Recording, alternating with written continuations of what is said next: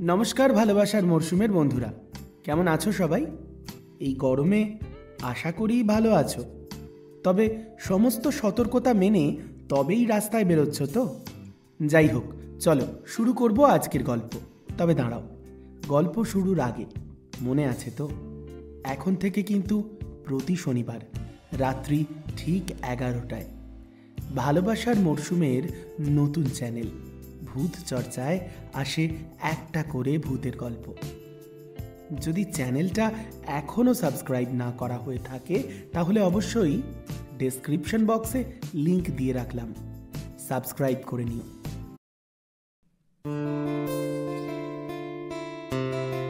একটা তুলির আঁচড় দিলাম, আকাশ হলো নীল, সুখের অসুখ নিলাম তোমার চোখেতে ঝিলমিল। প্রেমের ফাঁদে পড়ুক না হয়, উড়ুক তাদের ঘুম, কৃষ্ণচূড়ায় লাল হলো এই ভালোবাসার মরশুম।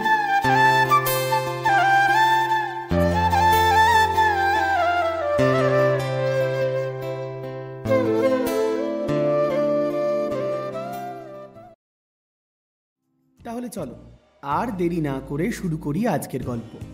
আজকের গল্প কনক চাঁপা, অন্তিম পর্ব। গল্পের লেখিকা অন্তরা। কি তোমাদেরকে বেশ সাসপেন্সে রেখেছে তো একটা সপ্তাহ? নাও, এবার সেই অপেক্ষার অবসান। গল্প পাঠে আজ অন্তরা রয়েছে নিজেই, আর অন্যান্য ভূমিকায় অন্তরার সঙ্গে রয়েছে মধুমিতা, মৌটুসী এবং আমি তোমাদের বন্ধু প্রীতম। তাহলে শুরু করা যাক আজকের গল্প।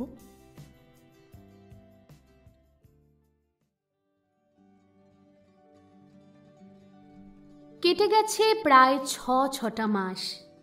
এখন মাঝে মধ্যেই কনকের ফ্ল্যাটে আসে ঋতব্রত। বেশ কিছুক্ষণ একসঙ্গে কাটায়। ইদানিং ঋতব্রতর খুব মনে হয় যেন পুরনো দিনের কনককে ও আবার ফিরে পেয়েছে। দুজনের মধ্যে একটা স্বাভাবিক বন্ধুত্ব গড়ে উঠছে ধীরে ধীরে।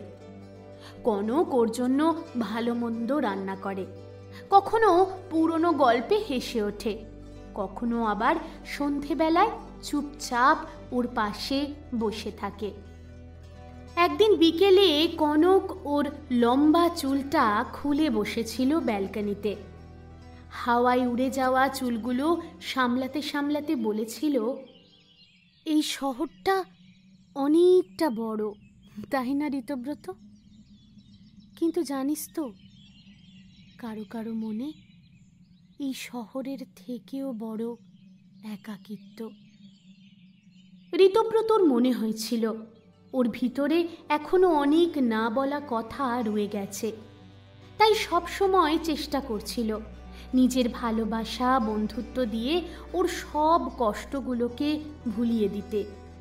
জোর করে রঙিন শাড়ি পরতে বাধ্য করেছে মেয়েটাকে। ধীরে ধীরে স্বাভাবিক ছন্দে ফিরছে মেয়েটা। কেটে গেছে আরো কিছুদিন। পরিবর্তন হয়েছে ঋতব্রতর রুটিনে।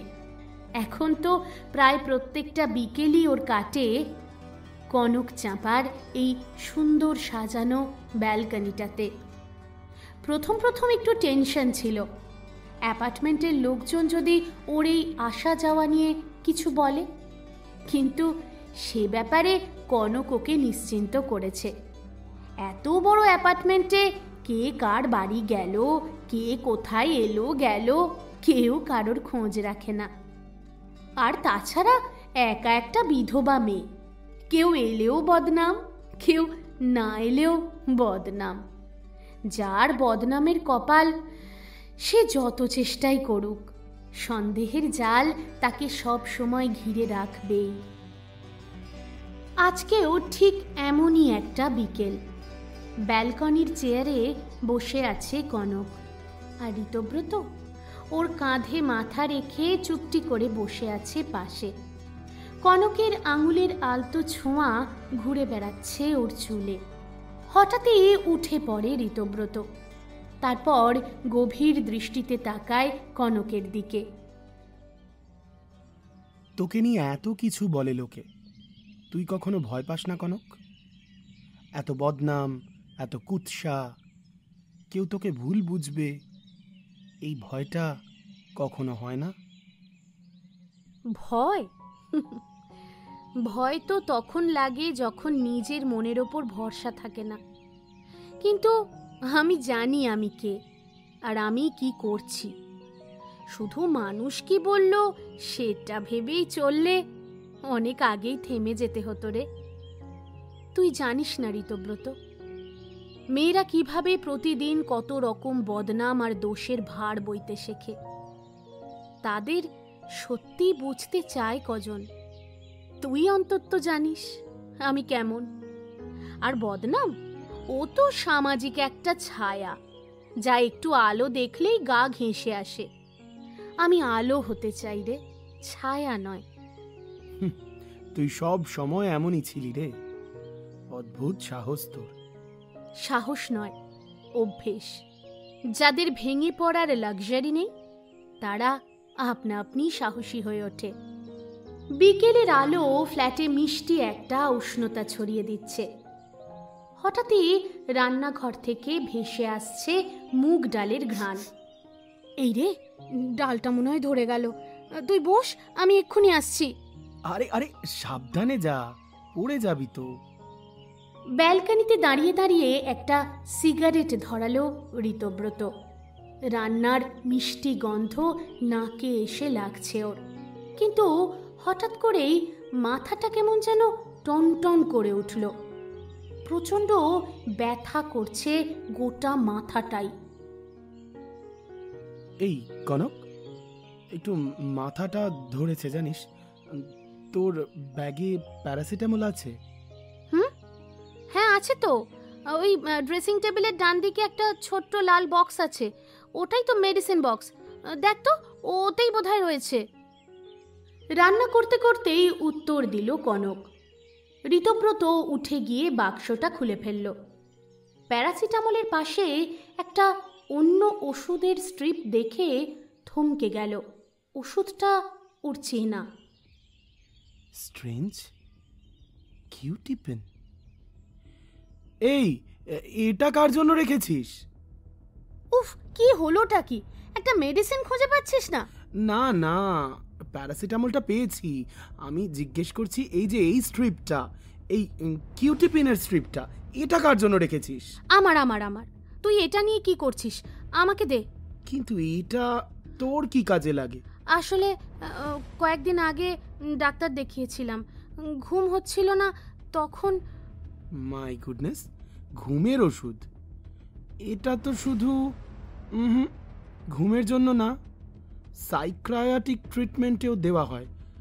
তোর কি মানে? একটা সময় গিয়েছিলাম সাইকিয়াট্রিস্টের কাছে গিয়েছিলাম। তখন এত অশান্তি হতো বাড়িতে, সহ্য করতে পারতাম না। তারপর থেকে ওষুধগুলো রয়েই গেছে, খাওয়াটাও হয় না। সিরিয়াসলি? আচ্ছা আমাকে সত্যি করে বলতো, কতদিন খেয়েছিস এই ওষুধ? এই, তুই কি জেরা করবি এখন? ভালো লাগছে না ঋতব্রত, তার চেয়ে বরং আয়, আজকে তোর জন্য খিচুড়ি আর বেগুন ভাজা করেছি, প্লেটটা নিয়ে আয়, আমি বেড়ে দিচ্ছি। বিষয়টা স্বাভাবিকভাবেই নিয়েছিল ঋতব্রত, কিন্তু মেয়েটার মধ্যে মাঝে মাঝেই অনেক পরিবর্তন লক্ষ্য করতে শুরু করে ও। মুড সুইং ভেবে প্রথম দিকটা ইগনোর করলেও ধীরে ধীরে বিষয়টা সিরিয়াস হতে শুরু করে। তার উপর ইদানিং বড্ড বেশি অফিসে চাপ পড়ে গেছে। একটু কাজ করলেই হাঁপিয়ে যাচ্ছে ঋতব্রত। কি হচ্ছে কিছুই বুঝতে পারছে না। শ্বাস নিতেও বড্ড কষ্ট হয়। আগে লিফট খুব একটা ইউজ করতো না, ইদানিং লিফট ছাড়া সিঁড়ি দিয়ে ওঠানামা করলেই কষ্ট হয়। কিন্তু এরকম তো হওয়ার কথা নয়।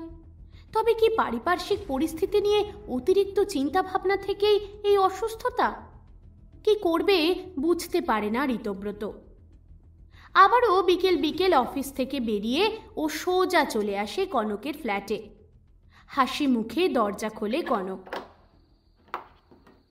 কি রে, কি হলো? মুখটা এরকম শুকনো, শরীর খারাপ নাকি?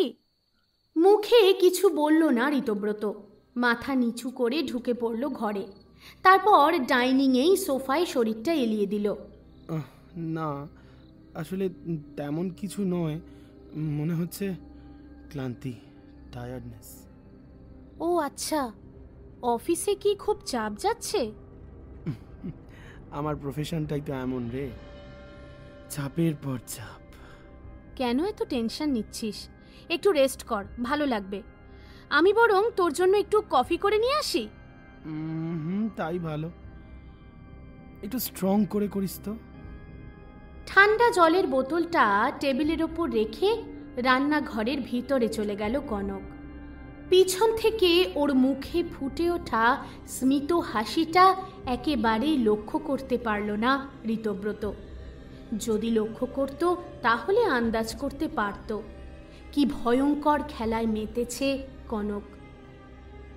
কফিটা মুখে দিয়ে এই শরীরটা আনচান করে উঠল, প্রচণ্ড ঘাম হতে শুরু করলো, চারপাশটা ঝাপসা লাগতে শুরু করলো।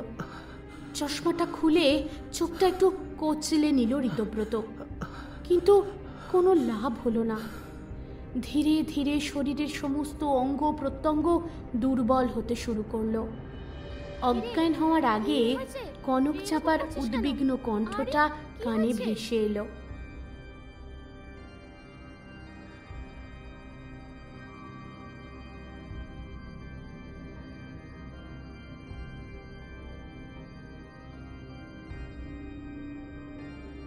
জ্ঞান যখন ফিরল, একদম মুখের সামনেই ও দেখতে পেল কনককে। ধরপড় করে উঠে বসল ঋতব্রত। আরে আরে এইভাবে উঠছিস কেন? আর একটু শুয়ে থাক না। উফ, আশ্চর্য। হ্যাঁ হ্যাঁ, এনে। আমার আমার কি হয়েছিল কনক?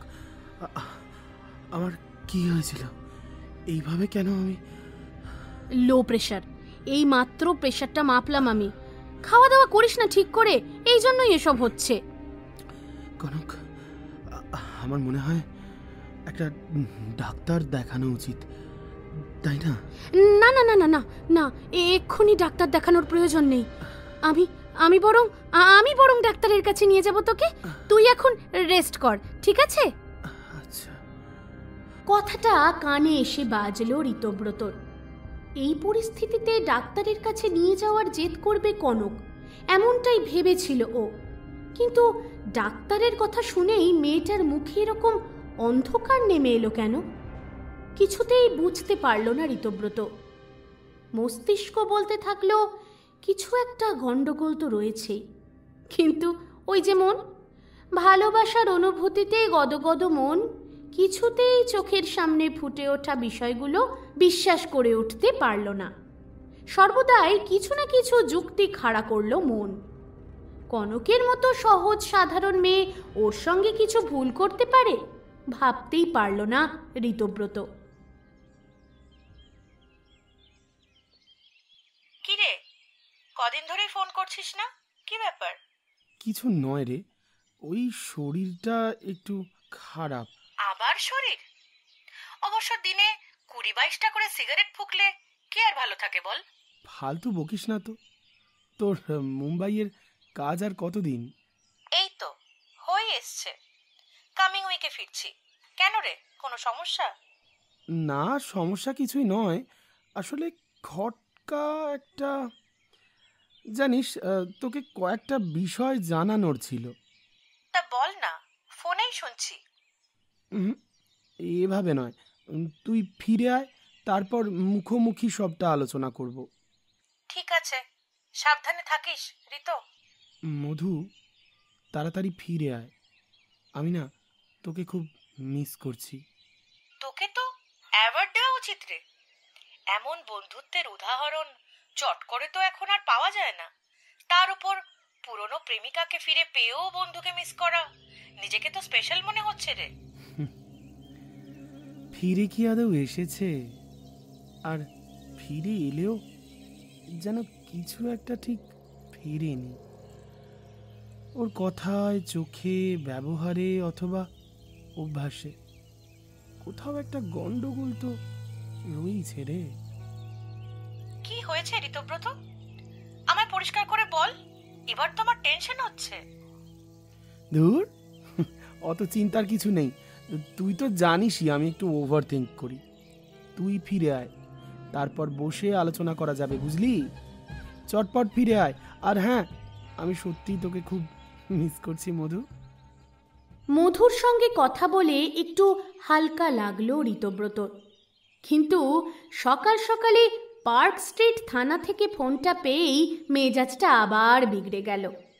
ম্যাডাম কল করেছেন, তড়িঘড়ি ছুটল ঋতব্রত থানায়। কি ব্যাপার ম্যাডাম, হঠাৎ জরুরি তলব? হ্যাঁ ঋতুব্রত, তোমাকে ডেকেছি একটা গুরুত্বপূর্ণ কারণে। অনন্য বসুর পোস্টমর্টম রিপোর্টটা ব্যাঙ্গালোরে পাঠানো হয়েছিল রিচেক করার জন্য, আর সেখান থেকে একটা অদ্ভুত জিনিস চোখে পড়েছে। কি বিষয় ম্যাডাম? প্রথম রিপোর্টে লেখা ছিল হৃদরোগে মৃত্যু, কিন্তু অনন্য বসুর বাবা সুধাংশু বসু অফিসিয়ালি একটা সন্দেহ প্রকাশ করেছেন। ওনার ধারণা ব্যাপারটা অতটা সোজা নয়। শুধু ওনার কথাতেই তাহলে? না না ঋতুব্রত, শুধু ওনার সন্দেহ নয়, ডাক্তার মুখার্জিও, মানে যিনি অনন্যর রেগুলার চেক আপ করতেন, তিনিও এই একই কথা বলেছেন। তিনি জানান লিভারের সমস্যা ছিল সত্যি কথাই, কিন্তু অনন্যর হার্টের কন্ডিশন ছিল একদম স্টেবল। ওর হঠাৎ করে মৃত্যু মেডিকেলি অস্বাভাবিক। মানে রিপোর্টে কি নতুন কিছু পাওয়া গেছে? হ্যাঁ, থ্যালিয়াম ট্রেস পাওয়া গেছে। এটা এক ধরনের স্লো পয়জন, শরীরে ধীরে ধীরে জমে। ক্লিন কিলার বলা হয় একে। আপনি কি তাহলে বলতে চাইছেন এটা খুন? সরাসরি বলছি না, কিন্তু স্বাভাবিক মৃত্যু তো নয়। এই বিষের ব্যবহার অভিজ্ঞ কেউই করতে পারে। খুব ঠান্ডা মাথায় প্ল্যান করে কাজটা করা হয়েছে। কি বলছেন অফিসার? এটা যদি সত্যি স্বাভাবিক মৃত্যু না হয়, তাহলে তো লুকিয়ে থাকা সত্যিটা জানতে হবে। সরি ঋতুব্রত, অনন্য বসু আর 5টা সাধারণ মানুষের মতো একজন আমজনতা নয়। উনি বিরোধী দলনেতার ছেলে। অতএব এই ব্যাপারটা নিয়ে এসকালেট করা আমাদের খেয়াল খুশি নয়। আমাদের এক্ষেত্রে হাত পা বাঁধা। কিন্তু ব্যাপারটা তো বেশ চিন্তার। কনক, মানে অনন্য বসুর স্ত্রী, ওনার সঙ্গে ব্যক্তিগতভাবে আমার কথা হয়েছে। ওই একটা ছোট ইন্টারভিউ করতে গিয়েছিলাম, তবে উনি সেই ইন্টারভিউটা দিতে রাজি হননি। তবে কথা বলে যতটুকু মনে হয়েছে উনি কিন্তু সরল সাদামাটা মানুষ। সেক্ষেত্রে ওনার অজান্তে যদি ওনার সঙ্গেও ষড়যন্ত্র হয়, তাহলে তো বিষয়টা চিন্তার। ঠিক বুঝলাম না ঋতব্রত, চিন্তা অনন্য বসুর মৃত্যু নাকি ওনার স্ত্রীর সঙ্গে ষড়যন্ত্র, কোনটা নিয়ে? অফিসার, আমার তো মনে হয় চিন্তার কারণ দুটোই। কারণ সিটি অফ জয় যদি সিটি অফ ভয় হয়ে যায়, তাহলে তো আমার আপনার কারোর জীবন সুরক্ষিত নয়। কিছু করার নেই, আমি বুঝতে পারছি কথার যুক্তি আছে, কিন্তু আমাদেরও হাত পা বাঁধা।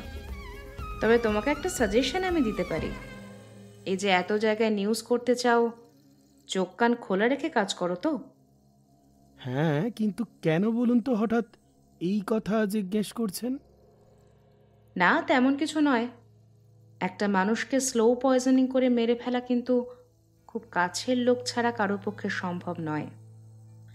তাই আজকাল যার সঙ্গে মিশছো, যার সঙ্গে কথা বলছো, যার পাশে দাঁড়িয়ে রাস্তায় গল্প করছো, সেই সমস্ত কাছের লোকগুলোর থেকেও সাবধানে থাকতে হবে। কিন্তু যুগ পাল্টেছে ঋতব্রত, যুগ পাল্টেছে।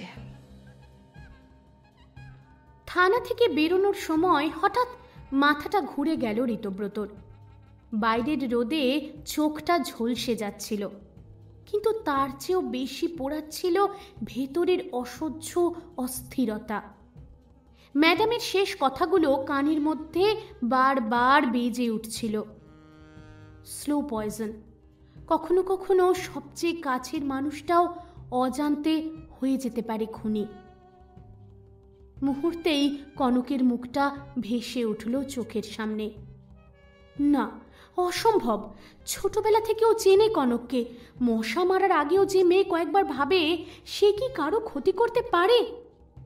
কিন্তু যদি সত্যি কিছু লুকিয়ে থাকে? প্রশ্নটা নিজের অজান্তেই মনে চেপে বসেছিল। সেই রাতে ব্যালকনিতে দাঁড়িয়ে কনকের বলা কথাগুলো মনে পড়ে যাচ্ছিল একের পর এক। এই শহরটা অনেক বড়, কিন্তু তার থেকেও বড় একাকিত্ব। তাহলে কি এই একাকিত্বের মধ্যেই লুকিয়ে আছে অন্য কিছু? ঋতব্রত বারবার নিজেকে বোঝাতে চাইল, না, কনক কিছুতেই এমন করতে পারে না, আর করলেও নিশ্চয় তার কাছে লুকোতো না। কিন্তু তখনও ঋতব্রত জানত না, মানুষ কিন্তু মুখোশের আড়ালে নিজের আসল রূপটা চাইলেই লুকিয়ে যেতে পারে। এই সব ভাবনা চিন্তাতেই হারিয়েছিল ঋতব্রত। হঠাৎই ফোনটা বেজে উঠল। একটু আগেই রিপোর্টগুলো এসেছে, দেখেছে, কিন্তু ঠিকঠাক গ্রাফটা বুঝতে পারেনি। কাঁপা হাতে কলটা ধরল ও। ফোনের ওপারে শোনা গেল ডক্টর চ্যাটার্জির গলা। ঋতব্রতর মুখের অভিব্যক্তি মুহূর্তেই বদলে গেল। হ্যাঁ ডক্টর, হ্যাঁ, আমি রিপোর্টটা দেখেছি। মানে এতটা সিরিয়াস? আমি তো ভাবছিলাম হয়তো সাধারণ স্ট্রেসের জন্যই এসব হচ্ছে। আরও টেস্ট করতে হবে। ওষুধগুলো এখনই শুরু করতে বলছেন? আচ্ছা ঠিক আছে, আমি আজকেই নিয়ে নেব। চুপ করে দাঁড়িয়ে রইল ঋতব্রত। শহরের কোলাহল যেন মুহূর্তেই থেমে গেছে ওর চারপাশে। হার্টের কন্ডিশন ভালো নয়, কথাটা মাথার মধ্যে ধ্বনিত হতে থাকলো বারবার। নিজের মনেই আস্তে আস্তেই বলে উঠল ও, জীবনে এত রহস্য, এত অসম্পূর্ণতা, এর মধ্যে যদি শরীরটাই ভরসা না দেয় তবে কিভাবে সব সামলাবো? মনে মনে ঋতব্রত ভেবে নিল, চোখ বন্ধ করে কাউকে বিশ্বাস করা আজকাল সত্যিই যায় না। কনকের মুখের হাসি, ওর চাহনি, ওর অভিব্যক্তি, রান্নাঘরের মুগ ডালের ঘ্রাণ, সবকিছু মিলিয়ে যতই স্বাভাবিক মনে হোক না কেন, কিছু একটা তো ঠিক নেই। কনকের মনে আসলে কি চলছে? ও কি কিছু লুকোচ্ছে? ঋতব্রতর মাথা থেকে কথাগুলো যাচ্ছেই না। ও নিজেই নিজের যুক্তির সঙ্গে লড়াই করে। তাহলে ওই কিউটি পেন আর ম্যাডামের কথাগুলো স্লো পয়জনিং। আমার শরীরটাও খারাপ হচ্ছে হঠাৎ হঠাৎ। এইসব কি শুধুই কাকতালীয়, না নাকি আমি আবার ওভারথিঙ্ক করছি? মাথাটা কিরম যেন ঘেঁটে যাচ্ছে। সরাসরি কিছু বলার আগে ওর ইচ্ছে করে কনকের পুরো ফ্ল্যাটটা একবার দেখে নিতে। কোনো কিছু, সামান্য কোনো ক্লু, যা সত্যি আর মিথ্যের মাঝে একটা সেতু বন্ধন তৈরি করতে পারে। কিছু না পেলে মেয়েটাকে নিয়ে এমন সন্দেহ করাটা অন্যায় হবে। তবুও পেশাগত স্বভাব, সন্দেহ যখন হয়েছে, যতক্ষণ না উত্তর পাচ্ছে শান্তি পাবে না একেবারেই। পরদিন সকালে আবার কনকের বাড়িতে আসে ঋতব্রত। ঘরে ঢুকেই দেখতে পেল রান্নাঘরের কাজে ব্যস্ত মেয়েটা, চুল বেঁধে খোঁপা করা, আঁচলটা নিয়ে বারবার নিজের চোখ মুখ মুছে নিচ্ছে। সেই সঙ্গে নাকে এলো কষা মাংসের অদ্ভুত সুন্দর গন্ধটা। মন দিয়ে একটু মেয়েটাকে দেখতে থাকে ঋতব্রত। সব কিছুই তো স্বাভাবিক, যেন কোনো সন্দেহের বালাই নেই কোথাও। তবুও ওর মনে হচ্ছিল কিছু একটা তো আছে। মেয়েটাকে রান্নাঘরের কাজে ব্যস্ত দেখেই ধীরে ধীরে কনকের বেডরুমে ঢুকে পড়ে ঋতব্রত। ধীরে ধীরে আলমারিটা খুলে ফেলে।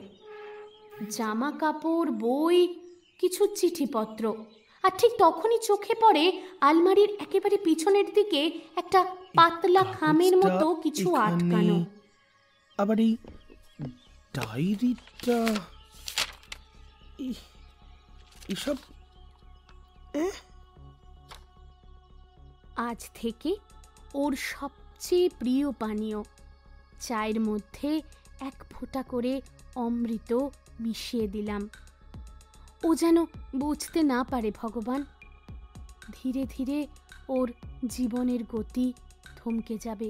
ওকে আমি মুক্তি দেব। আমি তো ওর ভালোর জন্যই করছি। ঋতব্রতর গলা শুকিয়ে যায়, আর ঠিক তখনই হঠাৎ পিছন থেকে একজোড়া পা এসে থামে। চমকে উঠে ঘুরে দাঁড়ায় ঋতব্রত। কি করছিস আমার রুমে? এসব ঘাঁটাঘাঁটি করছিস কেন? ওর কণ্ঠে একটা তীক্ষ্ণতা ছিল, চোখে রাগ ছিল, কিন্তু ঠিক পর মুহূর্তে এই রাগটা যেন হাওয়ায় মিলিয়ে গেল। ঠোঁটের কোণে রহস্যময়ী হাসি খেলে গেল। খুঁজলেই কি সবসময় পাওয়া যায় ঋতু? পাওয়া যায় না। অনেক সময় চোখের সামনের জিনিসও ধোঁকা দিয়ে দেয়। ভালোবাসা না মানুষের চোখে একটা অদৃশ্য পর্দা টেনে দেয়, যেটা ভেদ করে কেউ কিছু বিশ্বাসই করতে চায় না। আমি মানে না, মানে এই কনক, তুই কি বলতে চাইছিস এসব? আরে আরে, এত সিরিয়াস মুখ কেন? আমি তো মজা করছিলাম। জানিস তো, আমি না জাদু জানি, লোকজনকে বশ করতে পারি। কি রে, বিশ্বাস হচ্ছে না? কি বলতো, আসলে তোর এই ডায়েরির লেখাগুলো অদ্ভুত। এইগুলোর মানে? তুই কি আমায় সন্দেহ করছিস? জবাবদিহি চাইছিস? না না, তেমন কিছু নয়। আমি তো শুধু... ওরে, ওটা বিষ নয়। ও প্রচুর নেশা করত। ওর নেশা ছাড়ানোর জন্যই আমি একটা আয়ুর্বেদিক ওষুধ ওর চায়ে মিশিয়ে দিতাম, আর সেটাই এখানে লিখে রেখেছি। উফ, তুই না সাংবাদিক না হয়ে গোয়েন্দা হতে পারতিস। না, আমি তো হঠাৎ করেই আর কি। আর হ্যাঁ শোন, আমাকে তোয়াক্কা না করে, আমার পারমিশন না নিয়ে আমার ঘরে ঢুকে আমার আলমারি খুলে ফেলেছিস। এর জন্য কিন্তু তোকে শাস্তি পেতেই হবে। হ্যাঁ, শাস্তি? না মানে... হঠাৎ করে এই মুহূর্তের মধ্যে বদলে যায় ঘরের পরিবেশটা। আগের কনক যেন কোথায় মিলিয়ে যায়। আস্তে আস্তে এগিয়ে আসেও ঋতব্রতর সামনে। ওর চোখে তখন এক অদ্ভুত প্রশান্তি। না রাগ, না অভিমান, বরং একটা অদ্ভুত শূন্যতা। ওর ডান হাতটা ধীরে ধীরে ঋতব্রতর মাথায় চলে যায়। চুলের ভেতর দিয়ে আঙুলগুলো আলতো বয়ে যায়। কপাল ছুঁয়ে আঙুল নামে গাল বরাবর, তারপর থুতনিতে। ঋতব্রতর শরীরটা কাঁটা দিয়ে ওঠে। এই স্পর্শটা যেন ঠান্ডা বরফের মতো। মনে হতে থাকে একটা সাপ যেন ওর সারা শরীরটায় ধীরে ধীরে এঁকে বেঁকে এগিয়ে চলেছে। শরীরটা হিম হয়ে আসে ওর, অথচ ঘরটা গুমোট গরম। ঋতব্রত পিছিয়ে আসে, কিন্তু কনক আরও এগিয়ে যায়, আরও কাছে, এত কাছে যে ওর নিঃশ্বাস এসে লাগে ঋতব্রতর গালে। ঋতু, তুই এখনো ক্যাবলায় রয়ে গেছিস। ঠিক করে আদর করতেও দিস না। ঋতব্রতর মনে হয় সবকিছুই কেবল ওর ভ্রম। এই রহস্য, এই সন্দেহ, সবটাই হয়তো একটা অহেতুক আতঙ্ক। কনকের হাসি মুখটা দেখে বড্ড শান্তি পায় ও। মনে মনে ভাবে ওর মাথাটাই খারাপ হয়ে গেছে। এরকম প্রাণোচ্ছল একটা মেয়ে, এত নিখাদ হাসি যার, সে কি আদৌ কিছু করতে পারে? নিশ্চয়ই না। শুধু শুধুই সন্দেহ করছে ঋতব্রত।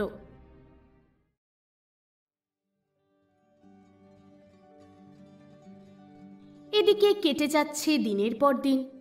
প্রায় এক সপ্তাহ কাজের চাপে কনকের বাড়িতে যেতেই পারেনি ঋতব্রত।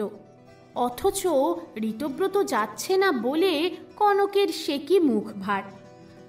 আজকাল শরীরটাও একটু আগের থেকে ঠিক আছে ঋতব্রতর, হয়তো সময় মতো ওষুধটা খাচ্ছে তাই।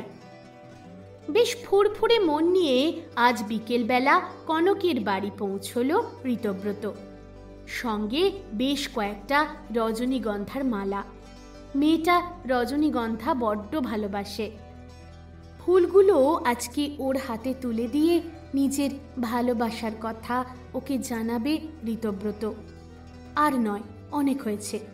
এবার ও বিয়ে করবে কনককে, তারপর নিয়ে যাবে নিজের ছোট্ট ফ্ল্যাটটায়।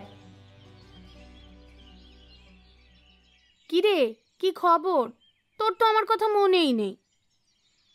আরে বাবা, কাজের চাপ, কি করব বলতো, এদিকে আসতেই পারছিলাম না। আচ্ছা এই নে, এগুলো ধর তো। হোমা, রজনীগন্ধা, থ্যাংক ইউ। ও পরে হবে, তুই আগে কফি বানা। উফ, যা প্রচণ্ড গরম, কফি খেতে হবে না। দাঁড়া, তোর জন্য একটু লেবুর শরবত বানিয়ে রেখেছি, ওটাই নিয়ে আসছি। ঠান্ডা ঠান্ডা শরবতটা হাতে আসতেই এক চুমুকে শেষ করল ঋতব্রত। হঠাৎই প্রচণ্ড ঠান্ডা লাগতে শুরু করলো ঋতব্রতর। কনকের 23 ডিগ্রি সেন্টিগ্রেডের বেডরুমটা মর্গের মতো মনে হচ্ছিল ওর। শরীরটা ছেড়ে দিচ্ছে ওর। ক্রমশ নিজের শরীরটা এলিয়ে দিল ও কনকের বিছানায়। পা দুটো হাঁটুর নিচ থেকে বিছানায় ঝুলে পড়েছে। 2 হাত ছড়িয়ে দিয়ে স্থির দৃষ্টিতে সিলিংয়ের দিকে তাকিয়ে রইল ঋতব্রত। কি রে, শুয়ে পড়লি কেন? না, এমনি ভালো লাগছে না শরীরটা। আরে কিছু নয়, ও গরম পড়েছে, এরকম একটু হয়। আচ্ছা শোন না, সেদিনকে যে থানায় গেলি, ম্যাডাম কি বললেন সেগুলো তো বললি না। ও তেমন কিছু না, আসলে উনি বলছিলেন অনন্যর পোস্টমর্টেম রিপোর্ট ব্যাঙ্গালোরে পাঠানো হয়েছিল, সেখান থেকে রিচেক করে ফিরেছে। সেখানে দেখা গেছে মৃত্যুটা স্বাভাবিক নয়, জানিস। মানে অনন্যর বেশ কিছু শারীরিক সমস্যা ছিল, এটা ঠিকই, কিন্তু হার্ট কন্ডিশন অতটাও খারাপ ছিল না। কোনো একটা ভাবে স্লো পয়জনিংয়ের জন্য মারা গেছে। আর থ্যালিয়ামের মতো ভয়ঙ্কর স্লো পয়জনিং এজেন্ট দিয়ে ঠান্ডা মাথায় দিনে দিনে একটু করে মৃত্যুর দিকে ঠেলে দেওয়া হয়েছে ওকে। কি হলো ঋতব্রত, কি হচ্ছে তোর? কথাগুলো বলতে বলতেই জোরে জোরে শ্বাস নিতে শুরু করলো ঋতব্রত। ওর দম বন্ধ হয়ে আসছে, শরীরটা ভালো লাগছে না। চোখ দুটো যেন অজ্ঞাত কারণে বুজে আসছে, কোনোভাবেই যেন নিজের ভারসাম্য বজায় রাখতে পারছে না। একটা হালকা ধাক্কা দিলেই হয়তো এক্ষুনি ঘুমিয়ে পড়বে। মাথাটা হেলিয়ে দিল ঋতব্রত, জ্ঞান হারিয়ে ফেলল। ধপ করে বিছানার উপর শরীরটা পড়ে গেল।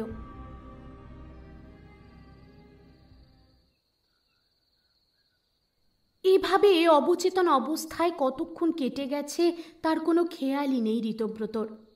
হঠাৎ করে একটা জোরে জলের ঝাপটায় ঘুমটা ভেঙে গেল ঋতব্রতর। একটা হেঁচকি তুলে চোখগুলো গোল গোল করে বেশ ঘাবড়ে গিয়ে উঠে বসে পড়ল ঋতব্রত। চোখ ঝাপসা, ঠান্ডা ঘরটা যেন আগের থেকে বেশি আলো আঁধারি হয়ে গেছে। এমনকি স্মৃতিটাও যেন ঠিক কাজ করছে না। জ্ঞান ফেরার পর থেকে বুঝে উঠতে সময় লাগলো যে আসলে ও কোথায় রয়েছে। তবে কিছুক্ষণের মধ্যেই সম্বিত ফিরল।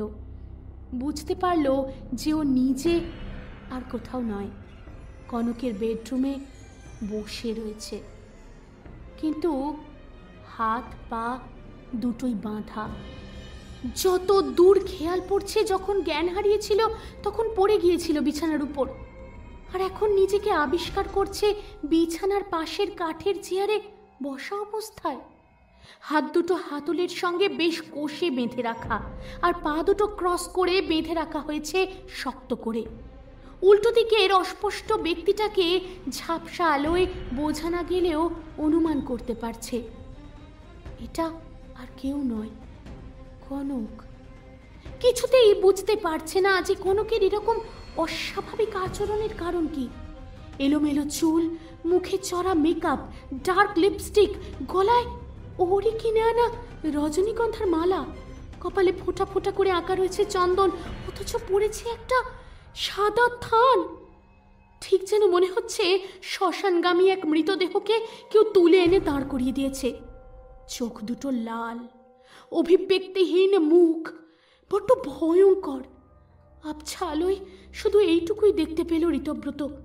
আর তারপর দেখতে পেল আস্তে আস্তে কনক ওর দিকেই এগিয়ে আসছে, আর ওর চেয়ারের কাছে এসে হাঁটু মুড়ে বসে পড়ল সামনে। কি হয়েছে? কষ্ট হচ্ছে তোমার? মাথাটা ঝিমঝিম করছে, তাই না? কথা বলতে কষ্ট হচ্ছে? হবে তো, স্লো পয়জনিং যে। তবে চিন্তা করো না, অনন্য বসুর মতো দগদে দগদে মারবো না আমি তোমায়। এবার সত্যি মনের মধ্যে ভয়টা বড় জাঁকিয়ে বসেছে ঋতব্রতর। ওর সামনে ঠিক কি ঘটছে ও নিজেও জানে না। অদ্ভুত আতঙ্ক কাজ করছে মনের মধ্যে।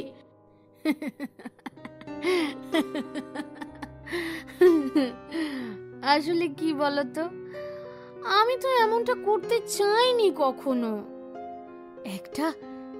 একটা স্বাভাবিক জীবন চেয়েছিলাম, কিন্তু তোমরাই তো এসব করতে আমাকে বাধ্য করলে। কেন বলো তো? ভালো লাগে না আমার এসব। কি বলছিস কনক? এসব তুই কি নাটক শুরু করলি? আমায় হাত পাগুলো খুলে দে, আমায় ছেড়ে দে। আমার শরীরটা ভালো নেই, আমার সঙ্গে এরকম মজা করিস না কনক। ঠিক বলেছ, মজা তো শুধুমাত্র আমাকে নিয়ে করা যায়, কারণ মেয়ে হিসেবে জন্মেই তো আমি এত বড় ভুল করে ফেলেছি। তাই সব সময় মজা করার পাত্রী হয়ে গেছি। তার উপর দেখো না, আমি কালো, এত পাউডার মাখি, তাও দেখো না কত কালো। ফর্সা হলে তো কদর থাকতো। একটা গল্প শুনবে? একটা গল্প বলবো। সেই কোন ছোটবেলায় বাবার হাত ধরে মেলায় গিয়েছিলাম, বায়না জুড়েছিলাম ফর্সা পুতুল কিনবো, চোখ পিট পিট করবে ফর্সা পুতুল। বাবা কি বলেছিল জানো? ইস, তুই তো বিচ্ছিরি কালো, তুই ফর্সা পুতুল নিয়ে কি করবি? তুই কালো পুতুল কেন। উত্তর দিতে পারিনি জানো, কষ্ট হয়েছিল। চুপচাপ বাড়িতে চলে এসেছিলাম। তারপর থেকে তো কালো হবার গঞ্জনা শোনাটা অভ্যেস হয়ে দাঁড়িয়েছিল। ফর্সা হওয়ার চেষ্টা করেছি জানো, টিভির বিজ্ঞাপন দেখে টিউব ক্রিম মুখে ঘষেছি, ইউনি করে। হয়নি ফর্সা, কালো কুৎসিত হয়ে গেছি আরো। তারপর যত দিন যেতে লাগলো, যত বড় হতে লাগলাম, ততই মা বাবা দাদা দিদি পিসি, যেখানে যত আত্মীয় স্বজন আছে, সবাই শুধু আমার খুঁতগুলোই খুঁজে বের করতে লাগলো। ফর্সা নই, সুন্দরী নই, রোগা তন্নি নই। তাই সব দোষ, সব দায় আমার। ভাবলাম রূপ দিয়ে না হোক, গুণ দিয়ে জয় করব সবার মন। দিন রাত খাটাখাটনি করে পড়াশোনা করলাম, ফার্স্ট হলাম, স্কলারশিপ পেলাম। কিন্তু তাতেই বা কি যায় আসে? একটা মেয়ে ফার্স্ট হোক আর স্কলারশিপ পাক আর চাঁদেই যাক, তার সার্থকতা তো তার বিয়ের বাজারে তার ঠিক কতটা দর উঠছে তার উপর, তাই না? বলো। হতে চাইলাম আদর্শ মেয়ে, কিন্তু হলাম কি? কালো মোটা জঘন্য চেহারার দায়, তার উপর তোমার সঙ্গে পরিচয়, বন্ধুত্ব আর প্রেম। ভেবেছিলাম বাকি জীবনটা কেউ আর কষ্ট দিতে পারবে না, কিন্তু সে গুড়ে বালি। অনেক কাকুতি মিনতির পরও আমাকে ছেড়ে চলে গেলে তুমি। আমাদের সমস্ত সম্পর্ক, সমস্ত কথা দেওয়া, সমস্ত প্রতিশ্রুতি ভুলে চলে গেলে। না না, চলে গেলে কেন বলছি, আমায় প্রত্যাখ্যান করে তাড়িয়ে দিলে বলো। আর তারপর আমার মতামতের আর কোনো দামই রইল না। বিয়ের বাজারে চকচকে মোড়কে সাজিয়ে গুছিয়ে আমাকে পরিবেশন করা হলো বিয়ের বাজারে। রান্না জানো, সেলাই জানো, পড়াশোনা জানো, বলো তো 19 দুগুণে কত, বলো তো শুক্তোর ফোড়ন কি? আর পাত্র, তার প্রশ্ন তো আরো অদ্ভুত। প্রথম প্রশ্ন থাকতো পছন্দের নায়ক কে, আর শেষ প্রশ্ন কি থাকতো জানো? প্রেম করেছো, কারোর সঙ্গে শুয়েছো? লজ্জা করতো, কিন্তু উত্তর দিয়েছি একটার পর একটা। তবে সেসব সস্তার পাত্র আমার বাবার পছন্দ হয়নি। শেষে এলেন বড়লোক বাবার একমাত্র ছেলে, তার উপর আবার বিবাগী। ভাবলাম এইবার অন্তত ভালো থাকাটা কেউ আটকাতেই পারবে না।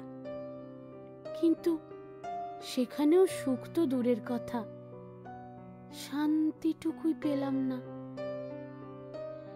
একটা দিনের জন্য লোকটা আমায় ভুলতে দেয়নি যে আমি কালো, দেখতে বাজে, আমায় বিয়ে করেছে নেহাত দয়া করে। প্রথমে বাবা, তারপর তুই, তারপর অনন্য বসু। জীবনে যে কটা পুরুষ এসেছে সব কটা আসলে কাপুরুষ। এই পুরুষ জাতটাকেই আমার চেনা হয়ে গেছে। কিন্তু বিশ্বাস কর, আমি তখন তোকে ছেড়ে চলে যেতে চাইনি। আমি তখন... সত্যি? তাই? যদি সত্যি ভেবে থাকতিস আমি তোর জন্য অপেক্ষা করব, তাহলে তোর জার্নালিস্ট কেরিয়ার, তোর নিজের পায়ে দাঁড়ানোর স্বপ্ন, নাম করার স্বপ্ন, এসবের জন্য তুই আমার বাবার কাছ থেকে 10 লক্ষ টাকা নিলি কেন? সোজা কথা, নিজের ভালোবাসাকে বিক্রি করার জন্য 10 লক্ষ টাকা তুই নিসনি? তারপর থেকে আমার সব পুরুষ চেনা হয়ে গেছে রে। দিনের পর দিন মানসিক অত্যাচার করে গেছে অরণ্য বসু আমার সঙ্গে। চাইলেই পালিয়ে যেতে পারতাম, পুলিশে কমপ্লেন করতে পারতাম, কিন্তু কি হতো? আবার ধরে এনেই আমায় খাঁচায় পুড়ে দেওয়া হতো। তারপর মারতো, মেরে ফেলতো। ওদের শক্তির কাছে আমার সামান্য শক্তি কোনো কাজেই আসতো না।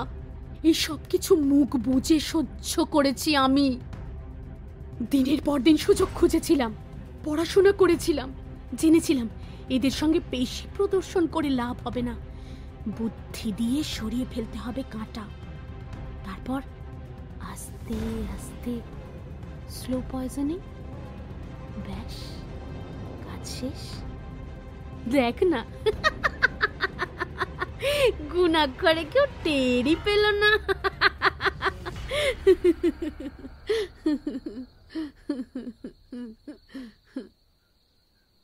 এসব কিছু ঠিক ছিল। তারপর আবার সমস্যা শুরু হলো। কখন জানিস? যখন থেকে তুই আবার আমার গল্পে এন্ট্রি নিলি। ইন্টারভিউ যেদিন নিতে এসেছিলিস তার আগে থেকেই আমি তৈরি ছিলাম। অনন্য বসুর মৃত্যুকে কেন্দ্র করে মিডিয়া মুখোমুখি আমার হতে চাইবেই, আর মিডিয়ার মুখোমুখি হব সেখানে ঋতব্রত আসবে না, তাই কি হতে পারে? আর তুই যে আমাকে দেখে আবার দুর্বল হয়ে পড়বি সেটাও তো আমার খুব ভালো করে জানা ছিল সোনা।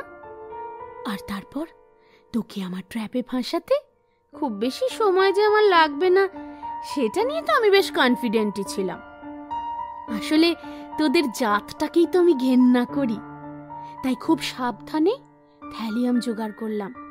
পড়াশোনা করে জানলাম এই জিনিসটা ধীরে ধীরে শরীরকে বিষাক্ত করে তোলে, আর তারপর একদিন মৃত্যুর কোলে ঢলে পড়ে।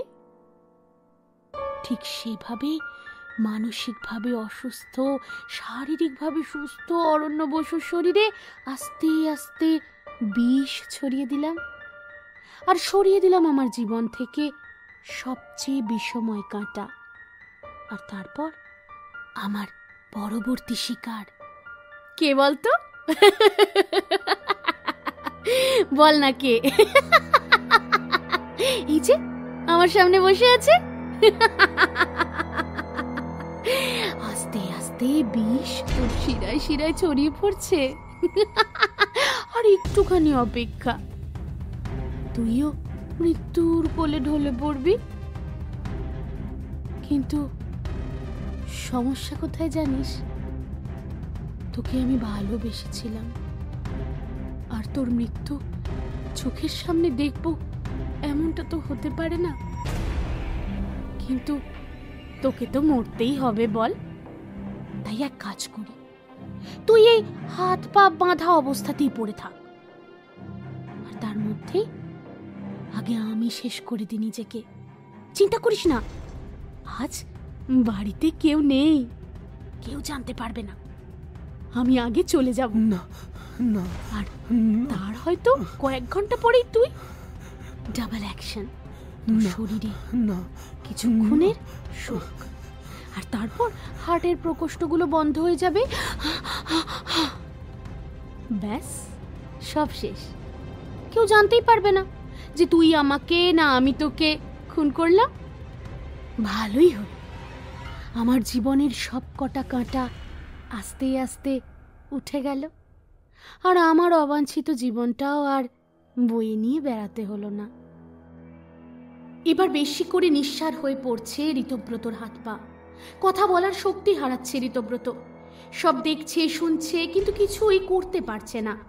চোখের সামনে ঘটে যাচ্ছে অঘটন। তার প্রিয় মানুষটা মৃত্যুর কোলে ঢলে পড়ছে। ও নিজেও হয়তো চলে যাবে পৃথিবী ছেড়ে আর কিছুক্ষণ পর, কিন্তু কিচ্ছু করার নেই, কিচ্ছু না। আর কয়েকটা মুহূর্তের অপেক্ষা। হাতের শিরা থেকে ফিনকি দিয়ে ছড়িয়ে পড়ছে রক্ত। কনকের নিস্তেজ দেহটা পড়ে রয়েছে মেঝেতে রক্তাক্ত অবস্থায়, ঠিক যেন একটা ফুল দিয়ে সাজানো চন্দন পরানো মৃতদেহ। আর চেয়ারে আষ্টে পৃষ্ঠে বাঁধা অবস্থায় আস্তে আস্তে মাথার ভারটা বাঁ দিকে হেলিয়ে চোখ দুটো বন্ধ করে দিচ্ছে ঋতব্রত। শেষ, সব শেষ। শেষ হৃদস্পন্দনটা শেষ হতেই অন্ধকার ঘরটায় শোনা যাচ্ছে না আর একটাও শ্বাস প্রশ্বাসের শব্দ। অদ্ভুত শান্তি, অদ্ভুত নিস্তব্ধতা।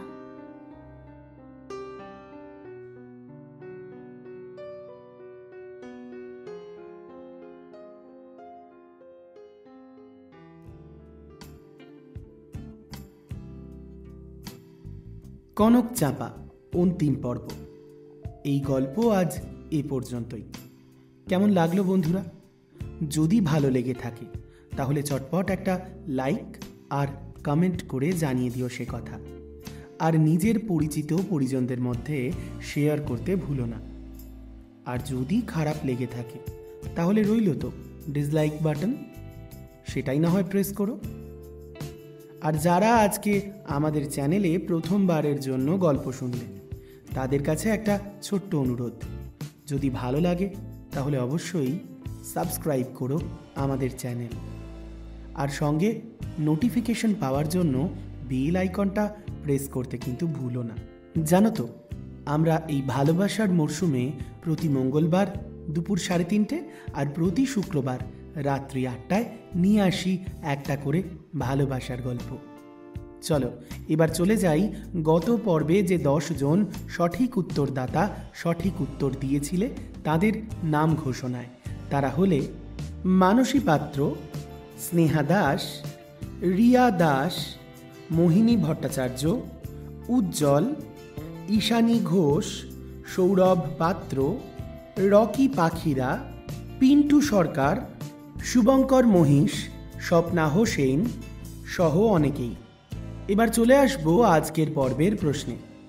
তবে তার আগে আরও একবার মনে করিয়ে দিই, ভালোবাসার মরশুমের নতুন চ্যানেল ভূত চর্চা প্রতি শনিবার রাত্রি ঠিক 11টায় নিয়ে আসে একটা করে গা ছমছমে ভূতের গল্প। শুনছো তো তোমরা? যদি চ্যানেলটা এখনও সাবস্ক্রাইব না করে থাকো তাহলে ডেসক্রিপশনে লিংক দিয়ে রেখেছি, সাবস্ক্রাইব করে সঙ্গে থেকো। এবার পালা আজকের প্রশ্নের। আজকের প্রশ্ন, কনক মেলা থেকে তার বাবার কাছে কি কেনার জন্য বায়না জুড়েছিল? যদি গল্পটা মন দিয়ে শোনা হয় তাহলে এই প্রশ্নের উত্তর ভীষণ সহজ।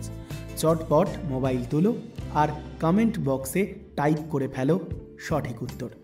প্রতি পর্বের মতো প্রথম 10 জন সঠিক উত্তরদাতার নাম ঘোষণা করব আমি আগামী পর্বে। আজ তবে এ পর্যন্তই। কথা হচ্ছে আবার আগামী শুক্রবার রাত্রি 8টা, আর তারপর ভূত চর্চায় আগামী শনিবার রাত্রি 11টা। তারপর তো আবার আগামী মঙ্গলবার দুপুর 3:30 চলে আসছি তোমাদের সঙ্গে নতুন গল্প করতে। ততক্ষণ ভালো থেকো সকলে, আর অবশ্যই ভালোবাসার মরশুমের পাশাপাশি এখন থেকে ভূত চর্চাকেও সঙ্গে রেখো।